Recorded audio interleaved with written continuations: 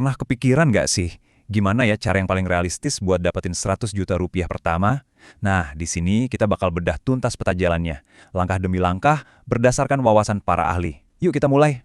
Kita mulai dari filosofi intinya dulu ya. Kalimat ini penting banget. Bertambah kaya itu harus, menjadi kaya itu bonus. Maksudnya apa? Gini, fokus kita itu seharusnya pada hal-hal yang bisa kita kontrol. Kebiasaan kita, disiplin, mau belajar, karena hal-hal itulah yang pasti bikin kita jadi lebih kaya dari waktu ke waktu. Kalau dapat lotre atau warisan, wah itu anggap aja bonus yang datang tiba-tiba. Ini dia peta perjalanan kita hari ini.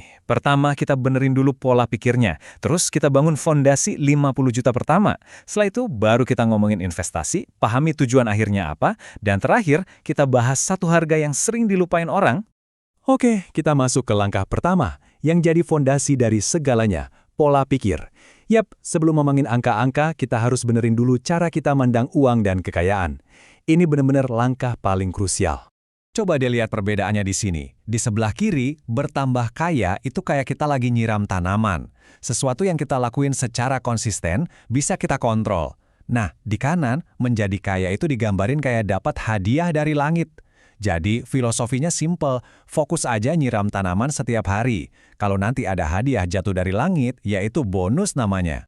Nah, setelah pola pikirnya benar, sekarang baru kita masuk ke langkah praktisnya, gimana caranya ngebangun 50 juta rupiah pertama kamu. Tahap ini tuh semuanya tentang menciptakan fondasi finansial yang kokoh. Ini dia nih, satu-satunya kebiasaan yang paling penting, bayar diri sendiri dulu. Anggap aja ini kayak sikat gigi pas bangun tidur. Begitu dapat gaji, langsung pisahin buat tabungan. Jadi, nabung itu bukan dari sisa ya, tapi jadi prioritas utama. Di tahap awal ini, lupain dulu deh soal imbal hasil investasi yang gede-gede. Tujuan kita cuma dua, bangun jaring pengaman dan ngelatih otot nabung. Caranya gampang, bisain rekening, mulai aja dari nominal kecil, 3-5% juga nggak apa-apa, yang penting rutin. Terus fokus penuhin dana darurat dan pastiin kamu punya proteksi dasar.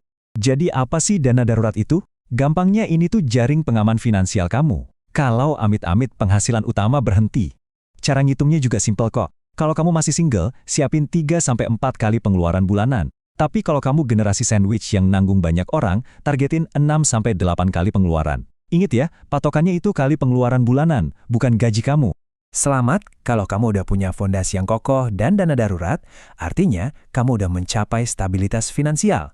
Ini pencapaian yang gede loh. Nah sekarang, saatnya kita ganti mode nih, dari mode bertahan ke mode menyerang. Dari cuma nabung, jadi menumbuhkan uang.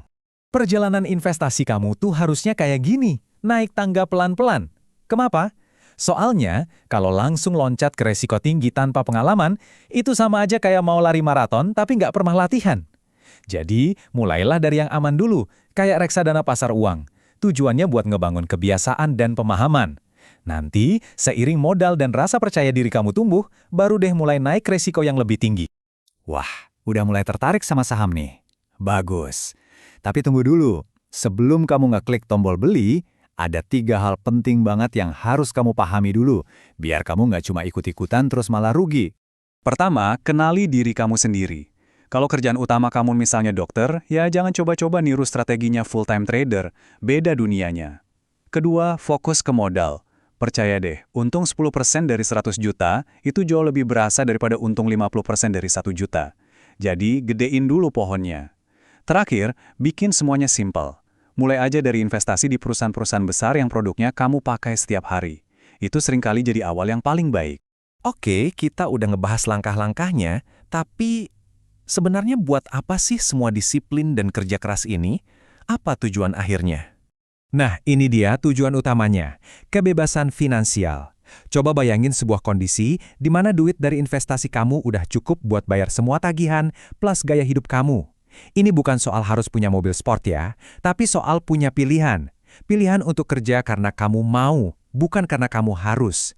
Itu dia ketenangan pikiran yang sesungguhnya. Dan akhirnya, mari kita bicara tentang satu harga yang sering banget dilupain, tapi harus dibayar kalau kita mau mencapai kekayaan yang sejati. Dan ini dia penutup yang mungkin kedengarannya aneh, tapi bener banget. Harga untuk menjadi benar-benar kaya adalah tidak terlihat kaya. Inflasi gaya hidup alias dikit-dikit naikin gaya hidup itu musuh terbesar buat ngumpulin kekayaan. Pilihan untuk menunda kesenangan dan gak buru-buru pengen kelihatan kaya adalah kunci buat ngebangun portofolio investasi yang jumbo. Jadi pertanyaannya sekarang, apakah kamu bersedia bayar harga itu?